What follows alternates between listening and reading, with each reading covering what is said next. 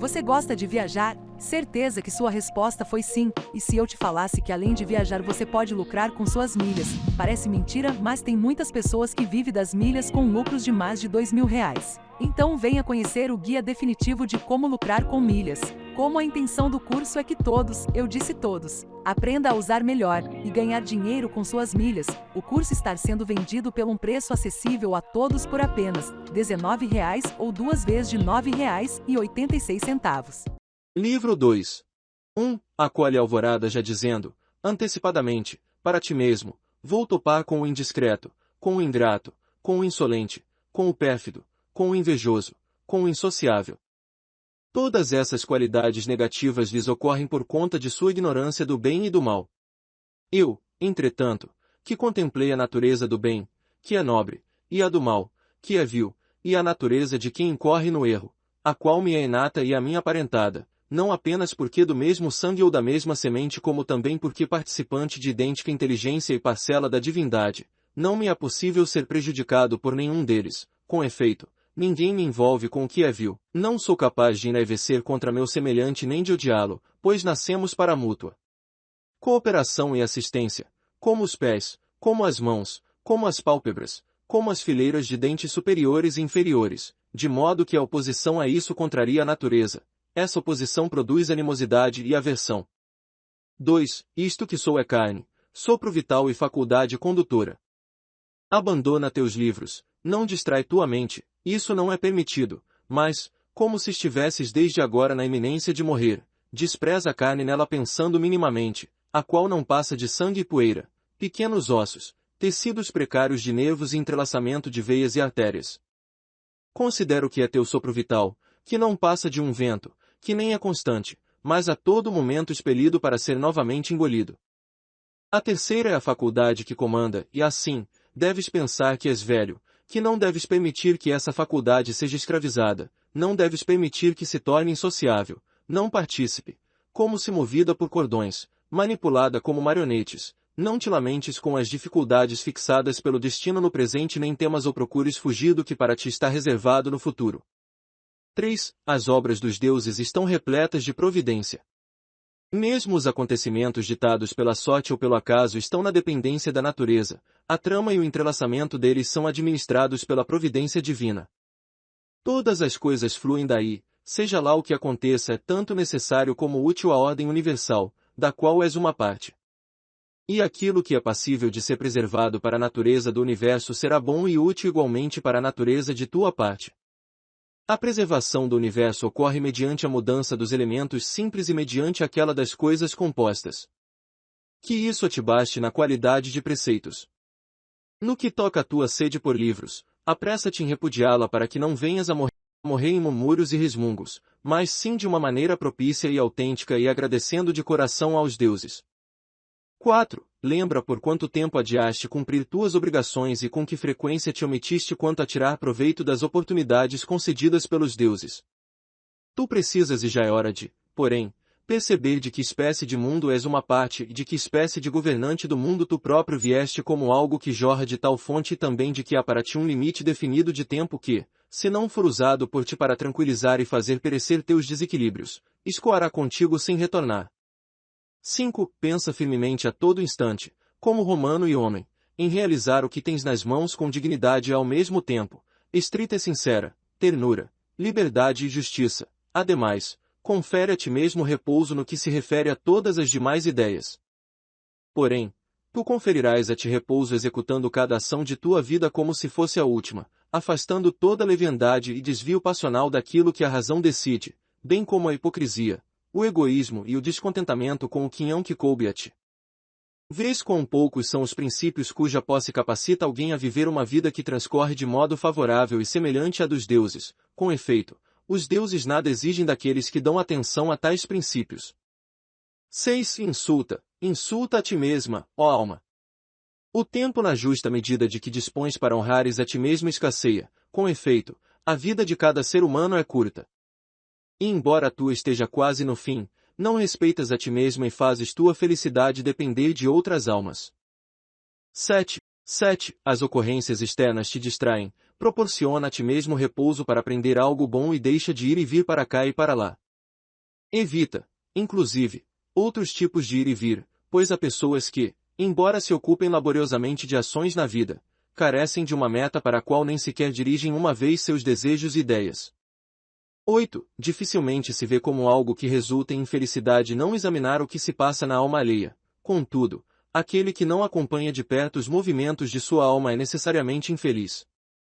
9. Tu necessitas sempre ter em mente isto: qual é a natureza do universo, qual é a minha, como é a relação que uma tem com a outra, que parte de qual universo ela é, ademais, que não existe ninguém que te impeça de fazer e dizer sempre aquilo que está em conformidade com a natureza de que constituis uma parte. 10. Teofrasto diz, na qualidade de filósofo, ao comparar os erros, algo que era bastante comum comparar, que aqueles cometidos em razão do desejo são mais graves do que os cometidos em virtude da cólera. De fato, a pessoa impulsionada pela cólera parece ser desviada da razão e experimentar certa dor e uma contração, aquela, porém, que comete o erro por desejo parece, de algum modo, mais desregrada e mais feminina nos erros, uma vez que subjugada pelo prazer. Foi, portanto, com justiça e de maneira digna da filosofia que ele disse que é mais censurável a pessoa que erra por força do prazer que aquela que erra com a dor. A segunda parece, em uma palavra, ter sido antecipadamente ferida, por meio da dor, forçada à cólera, enquanto a primeira foi impulsionada a cometer a injustiça conduzida espontaneamente a essa ação por conta do desejo. 11. Considerando que é possível tu deixares esta vida a qualquer momento, administra cada ato, palavra e pensamento em consonância com isso. Deixar os seres humanos, porém, se existirem deuses, não é de se temer, pois estes não te envolverão no mal, na hipótese, de certo, de não existirem ou não se preocuparem com as coisas humanas. Qual o sentido de eu viver em um mundo destituído de deuses ou de providência? Contudo, eles existem, positivamente, se preocupam com as coisas humanas, e colocaram tudo ao alcance do ser humano para que este não caia em poder de males reais. Se restasse efetivamente qualquer mal além desses males, haveriam de exercer providência em relação a isso também para que se possa evitá-lo. Como conceber que aquilo que não torna pior uma pessoa pode tornar pior a vida de uma pessoa? Tampouco é de se pensar que a natureza do universo se omitiu com referência a essas coisas por ignorância ou, tendo conhecimento, que foi incapaz de tomar precauções, nem que ela, poderosa como é, por incapacidade ou inépcia, tenha cometido essa falta, levando a ocorrer indistinta e confusamente bens e males a pessoas boas e más. Mas a morte e a vida, a boa e a má reputação, o sofrimento e o prazer, a riqueza e a pobreza, tudo isso atinge igualmente pessoas boas e más, sendo coisas que não nos transmitem nobreza nem vileza. Não são, portanto, nem boas nem más. 12. Como tudo desaparece rapidamente, no mundo, os próprios corpos, no tempo, as lembranças deles, tais são todas as coisas sensíveis e, sobretudo, as que seduzem mediante o prazer, amedrontam mediante o sofrimento ou têm forte repercussão mediante a fama que se esfumaça, como são vulgares, desprezíveis, triviais, corruptíveis e mortas diante da razão capaz de examiná-las.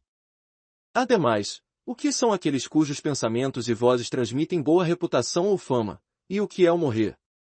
Se alguém olha a morte isoladamente, em si mesma, decompondo mediante a inteligência todas as partes que nela se mostram como fantasmas, vai concebê-la como sendo tão somente uma ação da natureza, uma ação da natureza que é pueril temer, e certamente ela não é apenas uma ação da natureza, mas ainda algo que promove o que é do interesse dela. Considera como e com que parte de si o ser humano toca a divindade e quando e como, sobretudo, essa parte do ser humano está disposta no divino. 13. Nada há de mais deplorável do que a pessoa que tudo percorre em círculo e sonda o que está debaixo da terra, diz ele, e investiga em caráter conjectural o conteúdo das almas dos vizinhos e o que está debaixo da terra sem perceber que basta dar atenção à divindade que existe dentro de si mesmo e cultuá-la com sinceridade. Esse culto a ela deve conservar-se livre de paixão, de reflexão e de descontentamento com referência ao que se origina dos deuses e dos seres humanos. Com efeito, aquilo que provém dos deuses é venerável em razão de sua excelência, enquanto o que provém dos seres humanos nos é caro porque provém de nossa mesma espécie, e mesmo quando, de algum modo, nos conduz à compaixão por causa da ignorância dos bens e dos males, falha que não é menor que aquela que subtrai nossa capacidade de distinguir as coisas brancas das pretas. 14. Mesmo que vivesses 3.000 anos e tantas vezes quanto 10.000 anos, lembra, todavia, que ninguém pede uma vida distinta da vida presente, tampouco vive uma vida diferente desta que presentemente pede. Assim, a vida mais longa e a mais curta se tornam algo idêntico.